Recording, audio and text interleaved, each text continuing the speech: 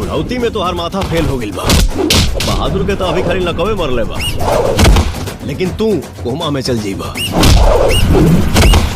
एक बॉक्सर के जिंदगी में ना कोनो वारंटी।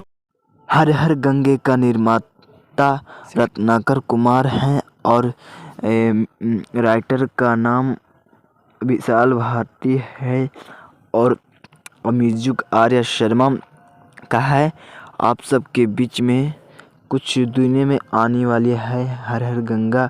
इसमें हीरोइन स्मृति सिन्हा और कल्लू हीरो है। इसमें 2 हीरो और 2 हीरोइन है, जिसमें पवन सिंह का बड़ा लुक दिखाया गया है और इसमें साउथ इंडिया की मूवी गुंडाओं का विलन को एंट्री दी गई है।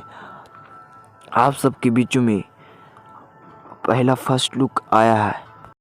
इस फिल्म को शूटिंग किया गया है बड़ा बड़ा जगहों जंग, जिसमें भारत के हर जगह जंग शूटिंग किया गया।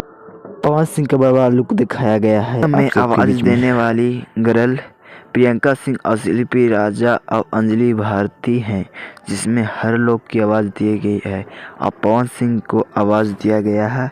इसमें गाना तगड़ा है और स्मृति सिन्हा और कल्लू और पवन सिंह के एक साथ दिखाया गया है, जिसमें डांस करते हुए कहीं का लुक वायरल हो रहा है, जिसमें रत्नाकर कुमार ने अपना फेस पोस्ट किए थे।